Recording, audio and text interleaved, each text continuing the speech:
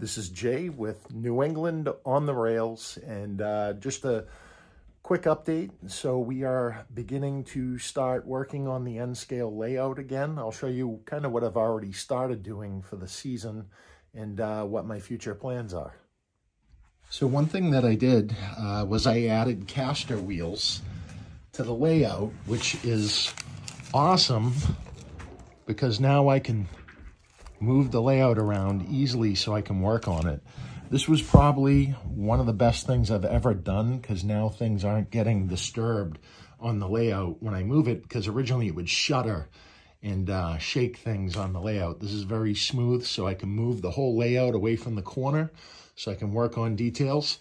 Now, another thing that I'm actually working on is we are adding a roundhouse and also a turntable, and I've started expanding on this. I wanted to make sure that this was sturdy.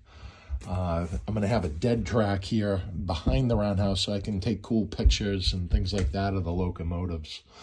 And then I got a lot of cleanup to do. I still need to work on the downtown area. So on this layout extension for the roundhouse and turntable, I went with the Atlas N-scale turntable. I found that the code 55 track didn't set the correct height. It was too low for the main section, which obviously is set for code 80, which over here I have code 80 track. You guys know I don't like code 80 track, but I figured since these tracks are going to be inside the roundhouse, you're not really going to see it anyways. I got the extra pieces cut because I'm going to add 3 more bays to this.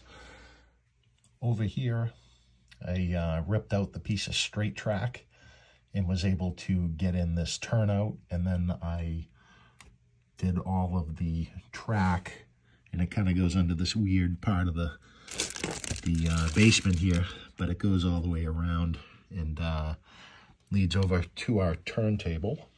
And my control panel is dirty because there was some home remodeling. I got to clean all this stuff up. But my reversing switches, I had a spare position, which is position 12. 12 will be the track leading into the locomotive yard roundhouse area. But then obviously I need to power the turntable, which is going to require one whole switch, one for the turning function of it, because I am going to add a motor, and then one is for forward and reverse. So to power all the other tracks, which this one will be powered 6 in the roundhouse, and then this, so there'll be a total of 8.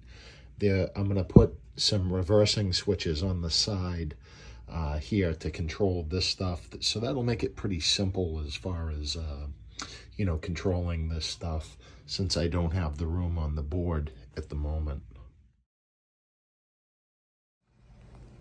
All right, so I have my reversing switches installed. Started adding some details to this.